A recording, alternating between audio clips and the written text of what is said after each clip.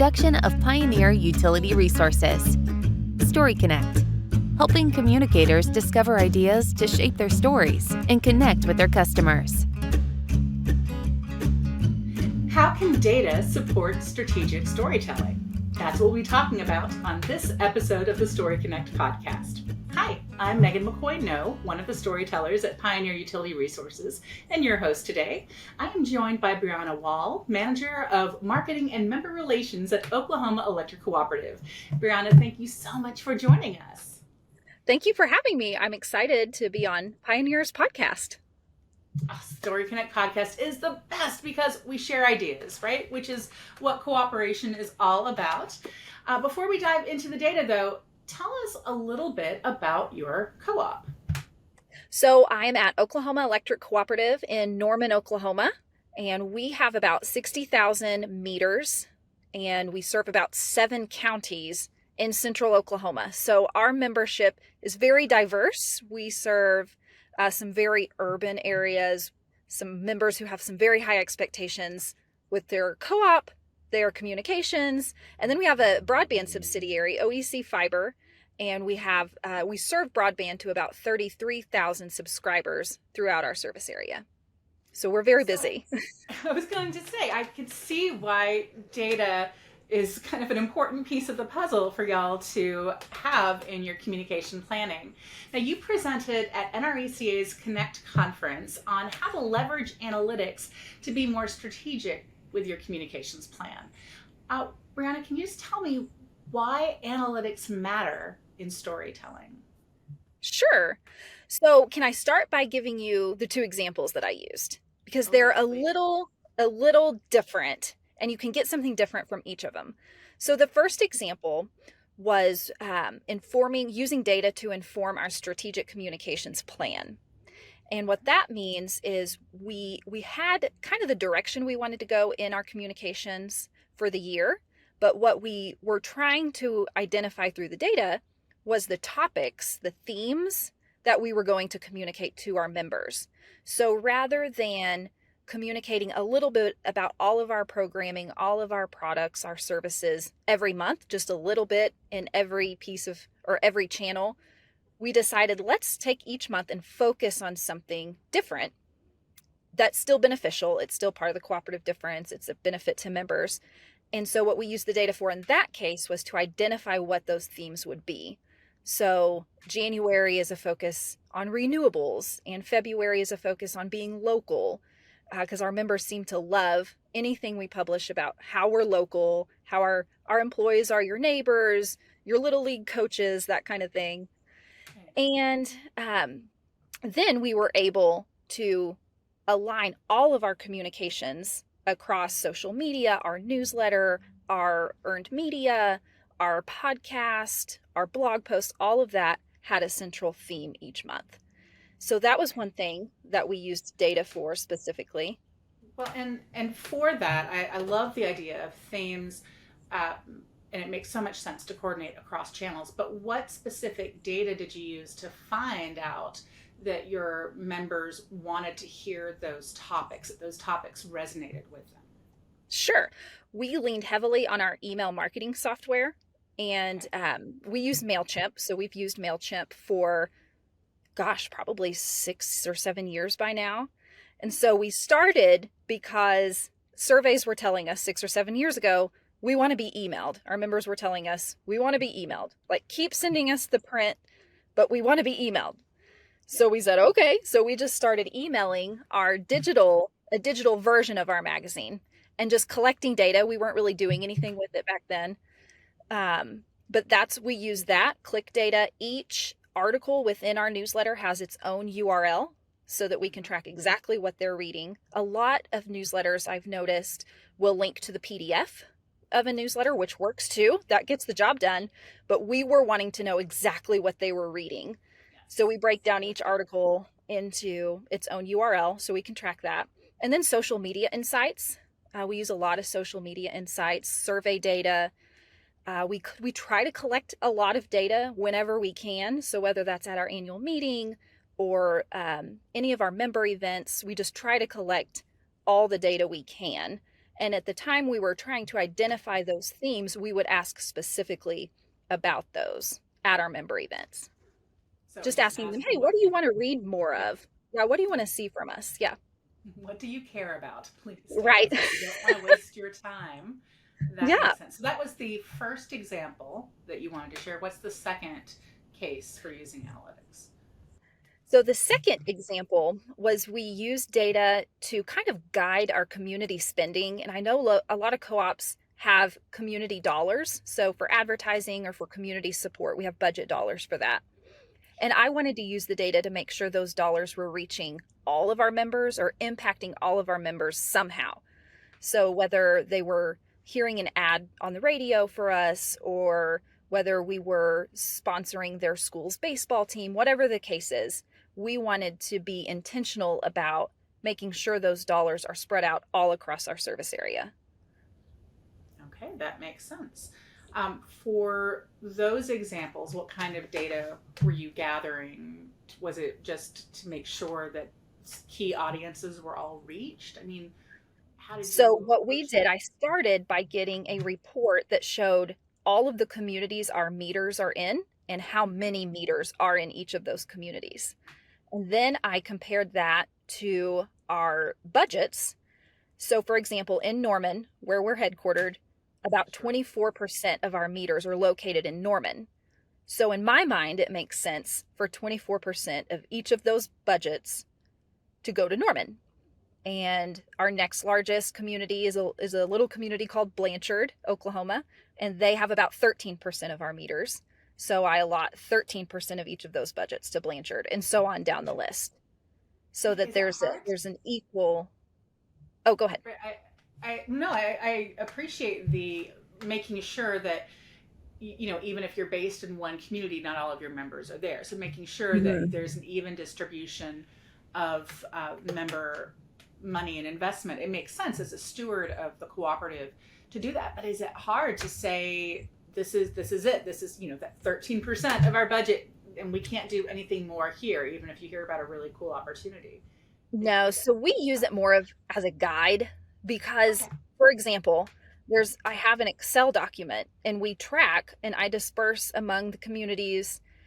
It starts with an intake form. So anyone who's requesting dollars, they fill out an intake form on our website, and it Okay. takes it into our organizational system, which we use Asana. I know there's some other co-ops out there that use Asana, and we just have several automated rules set up. So it kind of directs the ask to different places or different people. And when we decide, when they submit the form, they have to select which communities this sponsorship would impact. So we have a list on our form, and they can't submit it without selecting at least one community. And a lot of the times these dollars are going to multiple communities. It's just that nonprofit may be headquartered in a certain city, but it impacts several. So we collect that data on the front end so that we know how to disperse it on the back end. And this was really powered by our budget is a pretty substantial budget. It's not as large as our operations or our purchasing budget, but it's pretty substantial for what it is. And we've discovered that senior managers and board members, especially, it's harder for them to conceptualize what we're doing with the budget because it's so gray. It's not a matter of we set this many poles and built, this many miles of line to this many houses, and this Sure. dollar amount is how it affects our bottom line. It's not that black and white. So I just wanted a way that if we're ever approached by an employee who says, or a board member or a community member that says, I don't see a lot of OEC support in my community, I can go back to this and say, here's how many meters we have. I can go into as much detail as they want to show them exactly our thought behind it, as well as how we supported them. So instead of because I know both telcos and electric co-ops, we get asked for a lot of money because we're all, Mhm. we share concern for community is one of our Yes. founding principles. Our cooperative does as well. And we always have requests come in for, golf tournaments and Mhm. events with the chamber and United Way and all of that. I Yes. love the idea of being intentional to share and a good steward of that community money. I'm wondering, I'm going to make sure we add in a link to that form just so folks can see it. I think it's a great idea. Yes. But also, do you have any kind of a report that you do every year? Because I've seen a growing number of cooperatives start reporting on what they're doing in the community. And that's a Mhm. really important form of storytelling as well. Jackson EMC in Georgia is a good example. They have a whole report just on Operation Roundup and the people Mhm. benefiting from that. But I'm wondering, have y'all done something like that at Oklahoma Electric Cooperative? Yes. So our marketing and member relations team, we actually have the opportunity every year to present to our board what exactly we've been up to and how we are impacting. Because again, it's so hard, or it used to be really hard before email came along and all this technology, to provide data that told any kind of a story for communications. And especially in a state like Oklahoma, where the electric retail market is regulated. So unless you have a giant house with a giant load, you don't really have a choice in your provider. And a lot of boards respond to that with, well, why do we need marketing then? So having this data is hugely helpful. So yes, we present it to our board in a way that shows what they are giving us to work with, how we are using that to impact their communities in a positive way. Okay. Have you ever made that kind of information, not on a granular level, I'm sure, but on a broader level, available to your membership as well, like at the annual meeting or at other events? We have not. Now we will. I'm exploring some different ideas within our annual report later this year. So this is really, we're still within the first 12 or 13 months of actually incorporating this practice. So we're adding to it, we're trying to enhance it, and we keep finding ways to make it better and more automated, which is huge. So yes, I'm excited to use the data after we have a full year to really look at it and see the impact we have in our communities. Yes, I plan on promoting that. Well, But and it is I plan used, on listening to later. your point, to your point, it is used just as a guide because it's Yeah. not anything we've had before. It used to, when people would submit requests, sure, we'll give you how much money do you want. And now it's just with a little bit of intention.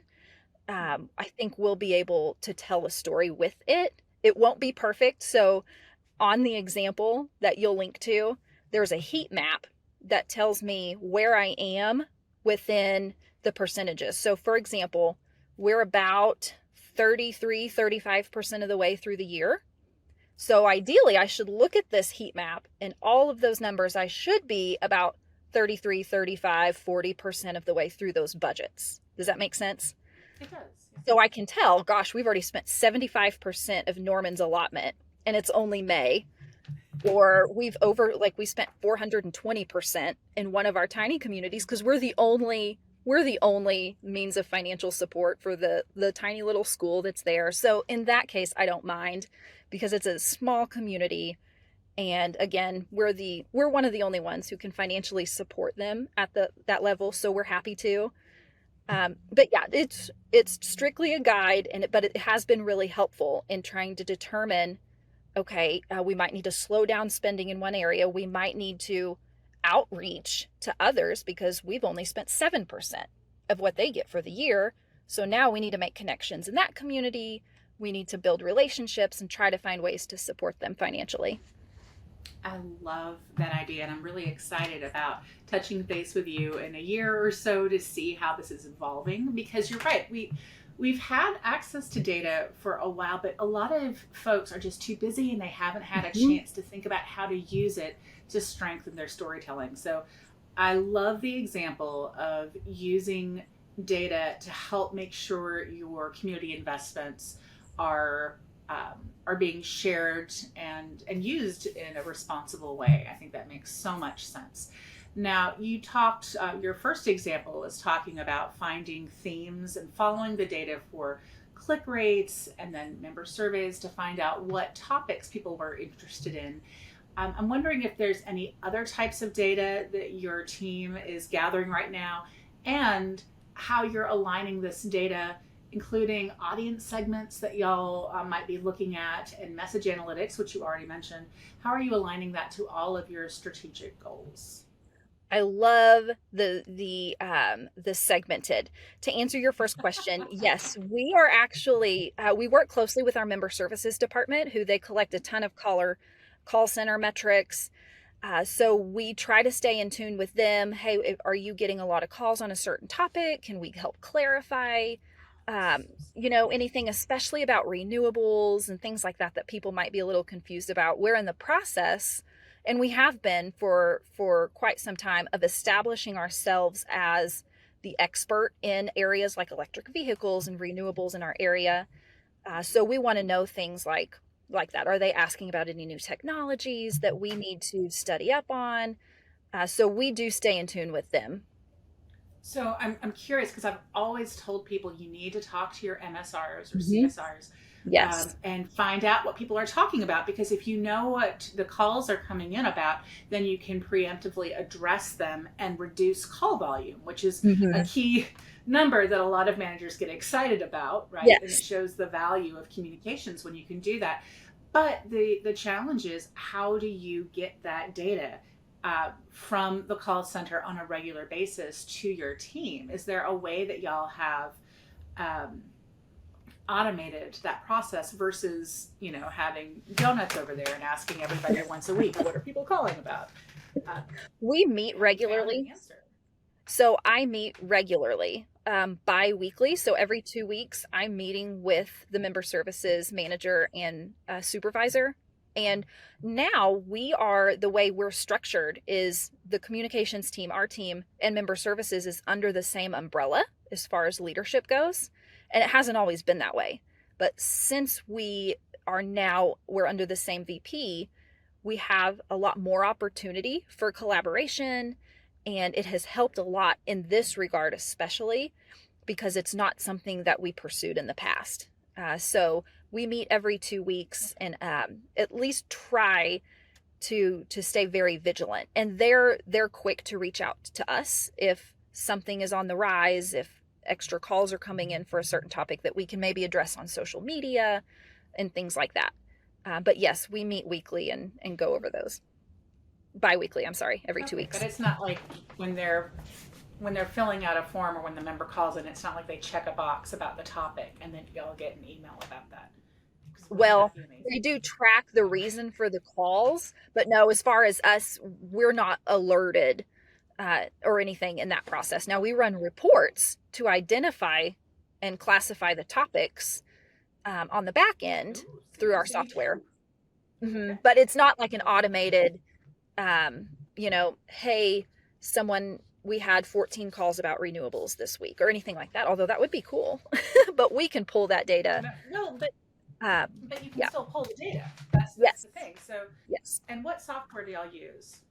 We're NISC, Okay. so we use So the that's another IVU. cooperative. Yes. Always fun. So that's really good for folks to know. They might not have known about that capability, but Mhm. so if you Yeah, the are a member of feature, NISC. yes, the feature our member service associates use is called contact tracking, and there are reasons Okay. built into that where that's part of their process. Every time they answer the call, they go there first and click the reason for the call. So we have that on everyone who calls in. I love that. And then you're able to take that data, which a lot of utilities probably have and may not Mhm. realize they could be using. And then how do you then add that to your communication planning? So we take that into consideration. They're all, this is going to kind of sound bad because our members are not numbers, but their This is true. interactions are numbers. So when we were trying to identify those themes, we had already predefined things like energy efficiency, renewables, electric vehicles, rates, youth programs, community programs, that kind of, we'd predefined some buckets. So this data that we would pull from the member services side those numbers would just go right in with the email numbers, with the social media numbers under that bucket. Does that make sense? Okay. Yeah, it does. It does. So that's Okay. just another piece of data coming in to show Right. you the overarching themes that your members are interested in learning more about. Right.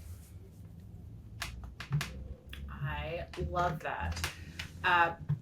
What about audience segments? I know I kind of went down a bunny trail Yeah. with the member service, because I get Yes. very excited about that. But how are you using audience segments with your messaging as well? Sure. So, one example is we send out an email series when new members connect service. This is getting more and more common in the co-op world. It So is. It's a wonderful thing. it is. We love it. It took some work on the front end to set up, but it's automated now. It's all worth it. But every week, for 6 weeks after someone connects service, they're getting an email from us about something different. And in one of those emails, we promote our youth programming and our community programming. And if they click one of those youth links to tell them more about our youth tour or energy camp or whatever the case may be, they get a tag added to them automatically in MailChimp that's just called youth because it's an internal facing tag. It doesn't have to be fancy. Sure. But what we do with that is when we open up a scholarship contest, scholarship program, or youth tour contest or something like that, rather than e-blasting 50,000 people and risking all those unsubscribes, we have that built-in audience of someone who has clicked on youth content. We know they're engaged with that. They're interested in that. So we target them with that kind of promotion. And of course, the click rates, the open rates are always so much higher, and no one's unsubscribing. That's our big thing, is we don't want to e-blast too much because we could get a lot of unsubscribes. So we use that a lot. We build in automated features. It's called customer journeys in MailChimp. I know Constant Contact has a feature that's similar, but we do that a lot, just kind of classifying people by what their interests are, and then giving them content that they would like to see. I love that. So that's segmenting audiences by interests that you have tracked through things like that, the new member email. Do you also have any audience segments based on where people live, any age ranges, or, have you gone into demographics with some of your audience segments and specific messages like rebates that you're trying to target toward people in a certain community, say? Yes. So we have actually done that. We have done rebates, but I'm going to give you a different example. When we introduced a new rate, so during the pandemic, our board approved an alternative rate for residential. And for years, we had one rate everybody had to be on, and it made exactly 0 people happy.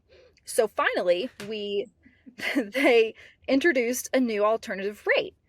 And so our data team, we pulled some numbers on usage comparisons, basically to see if you would have been on this new rate, you would have saved $200 last year. So we did that. We emailed probably 500 members total with the goal of getting them to switch to this new rate because they would save a substantial amount of money. That took some work and some coordinating with our data team, but we were able to use mail merge tags or merge tags in MailChimp so that each member, they open their email, they would see, this is what you spent in 2019 at your current rate. If you would have been on this new rate, you would have only spent this number. And so we were able to get specific with each different account and each different person we emailed. And I thought that was pretty cool to be able to do that. That was kind of our first dabbling into that level of data in an email campaign. What was your conversion rate as a result of that campaign? I mean, did you track and see how successful it was with those 500 people that you targeted? Yes, there were about... Not targeted. 500 people that you lovingly tried to help save money. Yes. There was about, if I remember correctly, because we've done another since then, I think that one was about a 50% conversion rate at the time. Yeah, which we knew during the very early stages of the pandemic, our open rates were so much higher, our click rates were higher because everyone was just hungry for content of any kind. They were just stuck in their homes. Beautiful time, right? We launched our podcast in March or April of 2020, and it was fantastic. But if we go back and look at open rates and click rates from about March to June or July of 2020, ours were so inflated. I mean, they were just reading everything. So I think that played a part in it too, because it went out during that time. Sure, but also I think there's something to be said for using data to tell a very specific and personalized story. Mm-hmm. So while we were all a little not bored, but we were hungry for information and couldn't Yes. go out, right? So you had a captive audience. I do think personalized storytelling is the future of communications for many utilities, Mm-hmm. especially if you're trying to encourage people to take an action. So maybe it wouldn't have been a 50% conversion rate Right. if you did it this year, but I bet it would still be 30 to 40%. And then you could reach out. You said you've done this one other time. What Mm-hmm. was the second way that, or the second time that you tried to use personalized storytelling with data? Well, To we rolled out an EV rate. So those with an EV rate, which it doesn't just benefit those who have EVs, but also an electric vehicle, a level 2 in-home charger rebate. So we had been tracking anyone who had previously clicked on an electric vehicle article we had published, or social media, interacted with a social media electric vehicle post, or anything like that. and I We should knew who they say, were. yes, because y'all have one of the best campaigns I've ever seen for electric vehicles. It was Autumn on your team. Yes. Pimp My Ride. Deck My Ride. Deck Because My Ride. Okay. My Ride was taken. That's true. That's true. Sorry. So it came. uh-huh. But yeah, so Autumn had that series, and then there was another series where she just asked, like, Mhm. it's a whole video series. I'll include a link on our website at pioneer.coop/podcast so that you can watch some of these videos. But they are amazing, and people love them. Yes. And now I'm trying to think of what the second campaign was called. I'll think of it probably as soon as we're finished, but it was Yeah, great. the idea People was, loved it. yeah, it was answering common questions like how many groceries can I get into an EV Mm-hmm. as a mom, like, and if We you're got the tall tallest and person I'm we could short, find. Yeah. right? It was fantastic. It was making everything, and that's a whole other podcast. Yes. So Making anyone who things had interacted relatable.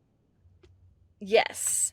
Anyone who had interacted with that kind of content and we had their email address for, we rolled out the EV rate, EV Perfect. charger rebate, and we have some other electric vehicle resources. Probably just our EV website, the webpage, promote that. And yeah, we had some conversion from that too. I'm not sure what the conversion rate was for that campaign off the top of my head, but yeah. Still, it's ideas. It's all about ideas and really thinking about how you can tell stories, personalized stories through the data. Yes. So I love that you are adding this into your strategic planning and your goals. You're using what people care about to make sure the messages connect with them. It's so important to do that. How is your co-op measuring the impact of your communication efforts now that you've started incorporating data like this? I know it's still new. Yes. But are there some ways that you're trying to show the value of what you're doing? So again, we lean on member services for this because, like you said, a main goal is to reduce the call volume. And for us, especially in the summertime, when those high bills start rolling in, and it just causes a lot of calls and concern. So our efforts, we kind of view our team as a support department to member services. Like, what can we do? How can we help support you? How can we help reduce your calls, equip you to be able to answer calls, and help you become experts on things that members will ask about? So we use that, which last summer, I'm not sure how it was where you are, but last summer, there were record high energy costs, record high natural gas prices, and our power cost adjustment increased to the most it has ever been in our co-op's 80-year history.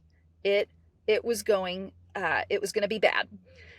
So we learned this in June, and it was going to affect July bills. So we didn't have much time to prepare.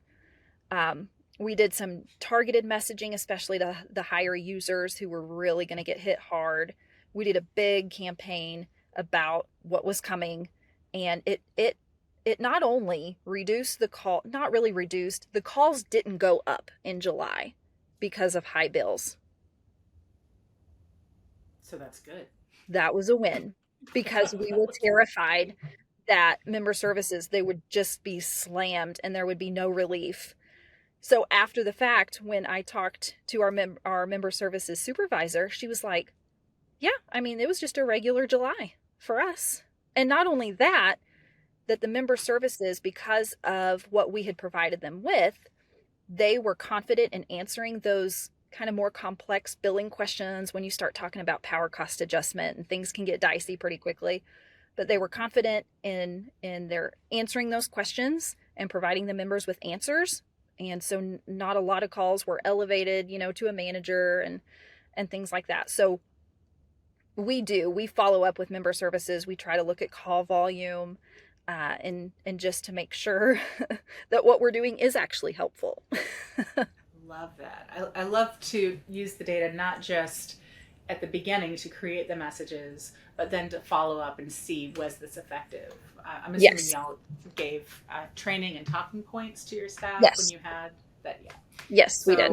it's so good. And we always encourage folks to have like a benchmark for call volume before a crisis, so that after the crisis, you can see like your Yes. communications work. It's a great practice. Folks don't. Yeah, it's just a good thing to add add to your checklist when proving the value of communications. Definitely. Now, and I know I could talk to you about data for hours, but I wanted just to check. You talked about this at the Connect conference, and I heard that during your session you offered templates for communicators. What kind of templates did you create? And is there a way for any of our listeners to get a copy of these templates? Sure.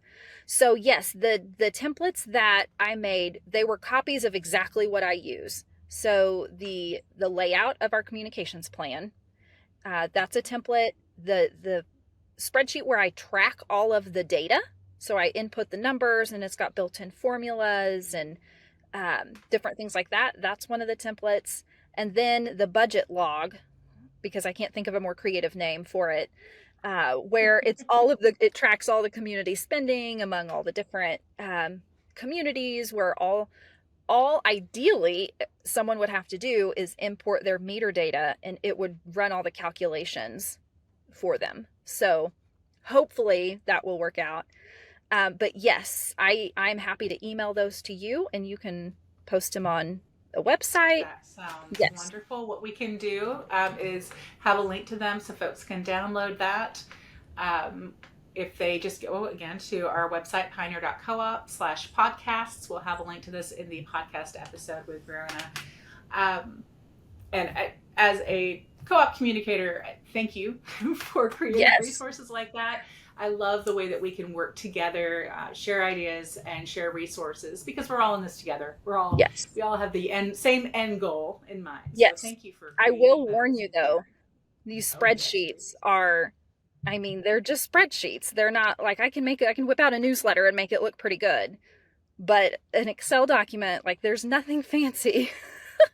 Oh, I don't know. Or pretty about them, because that's not my wheelhouse. I am sure they are amazing. And again, it's the idea and making it easier for other co-op communicators and utility communicators to put those ideas into action. That's the goal here. Yes. Now, before I let you go, what else should utility pioneers consider when adding analytics to their communication planning?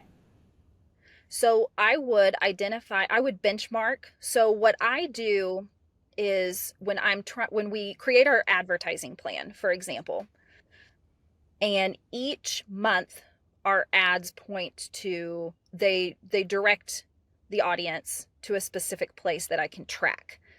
So start with benchmarking whatever that is. For example, in July, we're pointing everyone to our renewables page on our website. So I'll go in June 30th, see how many page views it has, and then I'll go back after the fact just to see what kind of an impact it has. Yeah. Did your question. Yes. What was your original question?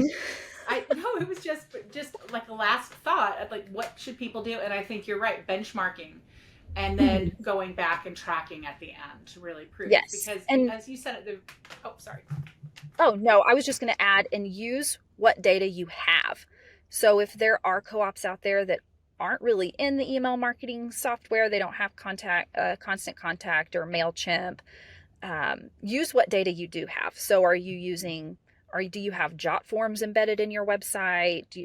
Website analytics they're great to have. Social media, probably everyone has social media by now, and there's always insights there if you're willing to dig. But you don't have to launch a new program or hire somebody new to start a new project. You can start with the data that you have and just start playing around with it, sorting it. I mean, we all have access to a ton of member data, usage data, especially billing data, all kinds of information that we can use to help them spend less money. Yeah. And that is the goal, because we're co-ops. Yes, exactly. All right. Well, Brianna, thank you so much for sharing your story with Utility Pioneers. She's Brianna Wall at Oklahoma Electric Cooperative, and I'm your host, Megan McCoy-No at Pioneer Utility Resources. And until we talk again, keep telling your story. Story Connect is produced by Pioneer Utility Resources, a communications cooperative that is built to share your story. Story Connect is engineered by Lucas Smith of Lucky Sound Studio.